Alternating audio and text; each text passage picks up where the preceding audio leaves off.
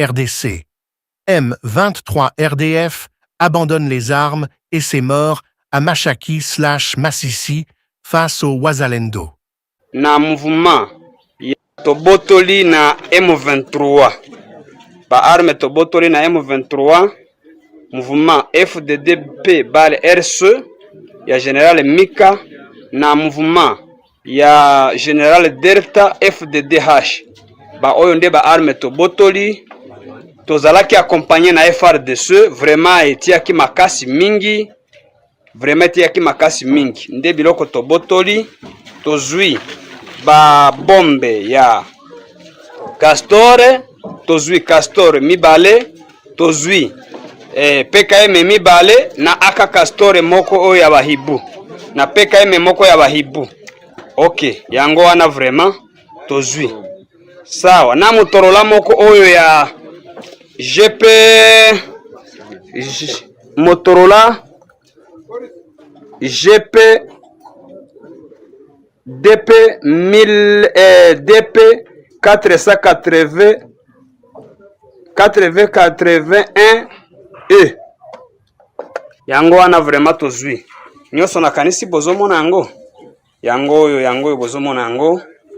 bozomona yango tobotoli na M23 awa na village Ndete na Koline Nyamiyaga yango wana mozomona village Ndete Kazinga Koline Nyamiyaga yango wana merci. L'Est du Congo vit à nouveau des heures décisives. Alors que les forces rwandaises et leurs supplétifs du M23 tentaient d'étendre leur influence, une riposte fulgurante menée par les Wazalendo et les FARDC a inversé le cours des événements. Des villages entiers passent sous contrôle congolais. L'armée de Paul Kagame encaisse un revers cuisant sur les collines de Masisi.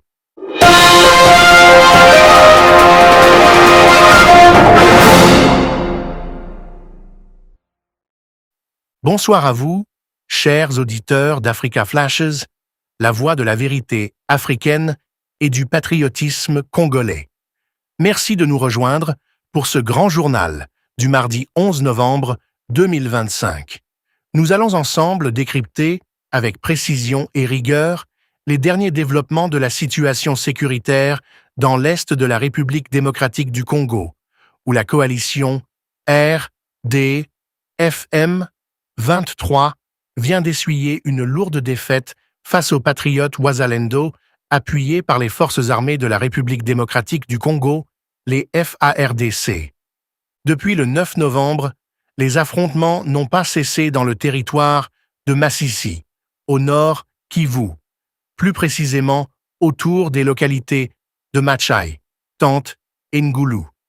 Ces zones montagneuses, longtemps disputées, sont devenues le théâtre d'une bataille d'une rare intensité.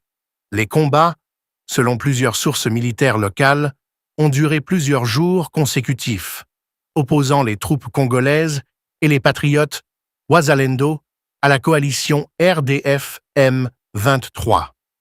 Ce mardi 11 novembre, la situation s'est clarifiée.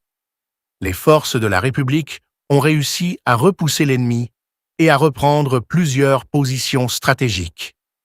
Les témoignages recueillis sur place par Africa Flashes font état d'une avancée significative des forces congolaises.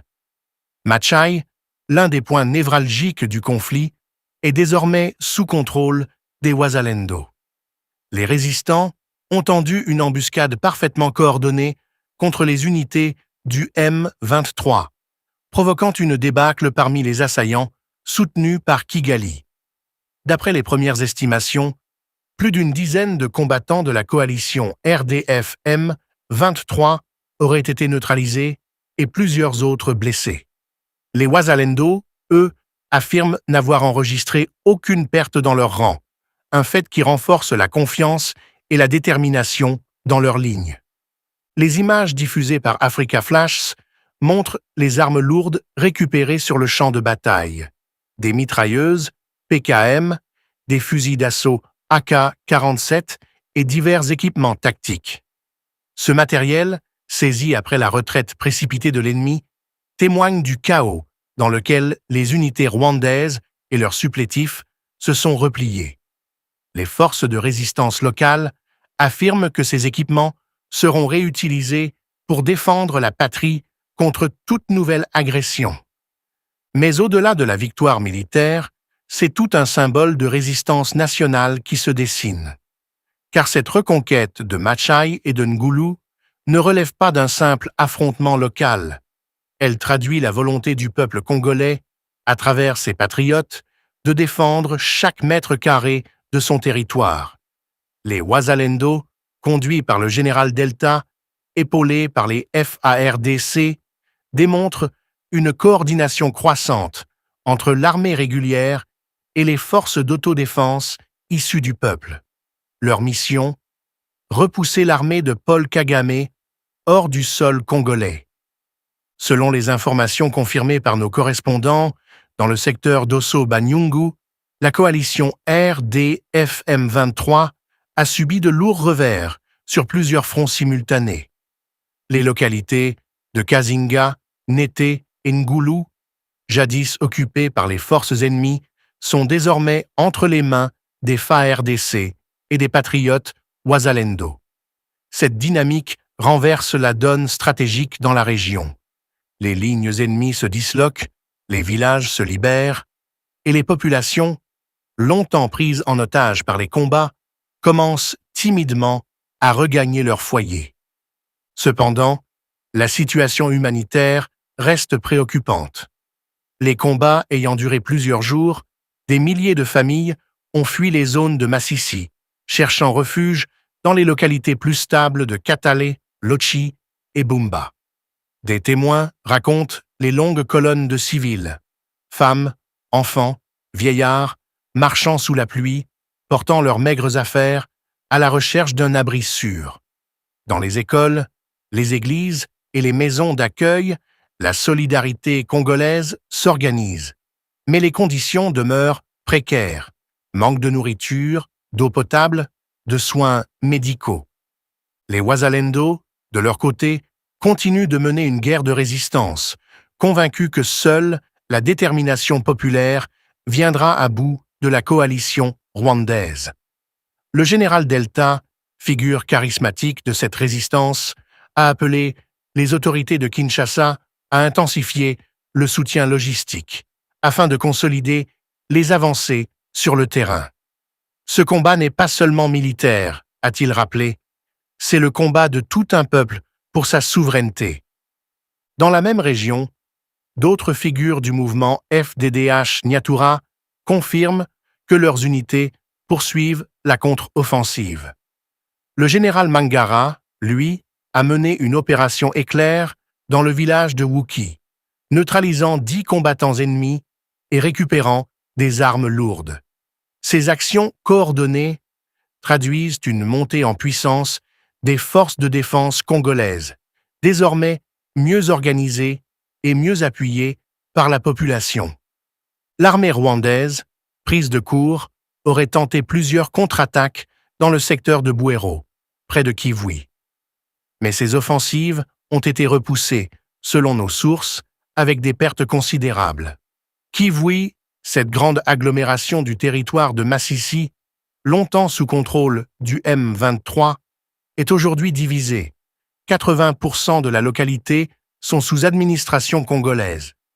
Le centre du village, stratégique pour la logistique et les communications, est désormais tenu par les patriotes Wazalendo. Le reste du territoire, encore disputé, fait l'objet de combats sporadiques. Ce regain de tension intervient dans un contexte où les négociations diplomatiques restent incertaines.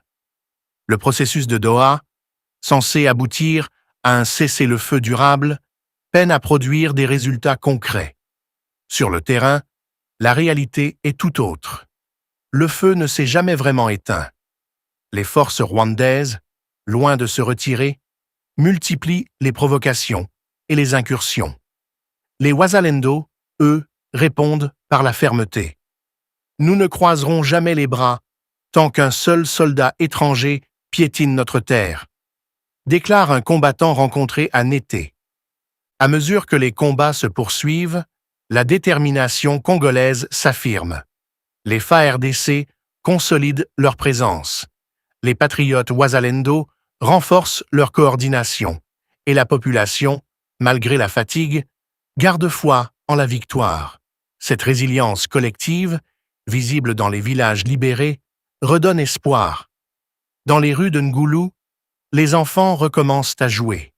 À Kazinga, on hisse de nouveau le drapeau national au-dessus des toits de chaume. Ces gestes simples symbolisent un redressement moral aussi important que les victoires militaires.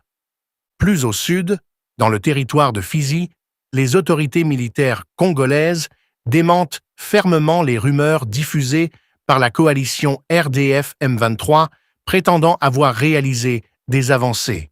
Selon le lieutenant Rugembe Kalungi, porte-parole du secteur Sokola Sud, ces allégations ne sont qu'une campagne de désinformation orchestrée par Kigali pour masquer ses échecs répétés. Aucune localité n'est tombée. Les FARDC tiennent toutes leurs positions. La ville d'Uvira reste à 100% sous contrôle congolais, a-t-il assuré à Africa Flashes. Ce discours, ferme et rassurant, contraste avec la propagande ennemie qui tente d'alimenter la confusion.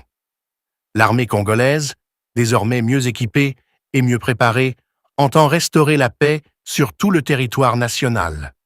Les opérations conjointes entre les FARDC et les Wazalendo se multiplient, témoignant d'une convergence stratégique. Unir la discipline militaire à la ferveur patriotique. Dans les collines du Nord Kivu, la nuit tombe souvent sur le fracas des armes. Mais ce soir, un souffle nouveau traverse Massissi, celui de la résistance victorieuse. Les flammes des combats s'estompent, laissant place au feu des bivouacs congolais où l'on chante encore, sous la pluie fine, des hymnes à la patrie. Les visages sont fatigués, les bottes couvertes de boue, mais les regards brillent. Le Congo ne tombera pas, murmure un jeune Wazalendo, Kalachnikov en bandoulière. Chers auditeurs d'Africa Flashes, retenez ceci. La bataille de Massissi n'est pas seulement une victoire militaire. C'est un signal adressé à ceux qui doutaient encore de la capacité du Congo à se défendre. C'est la preuve que, malgré les complots, les ingérences et les souffrances, la République démocratique du Congo reste debout, fière, souveraine et résolue. L'histoire retiendra que c'est par la bravoure de ses fils et filles, par l'unité de son peuple et la foi en sa destinée, que le Congo a repris le contrôle de ses terres. Ici, Africa Flashes, la voix de la dignité africaine. Restez connectés pour la suite de notre couverture spéciale sur la situation dans l'est du pays. Les heures à venir seront décisives. Le Congo avance, pas à pas, vers la reconquête totale de sa souveraineté.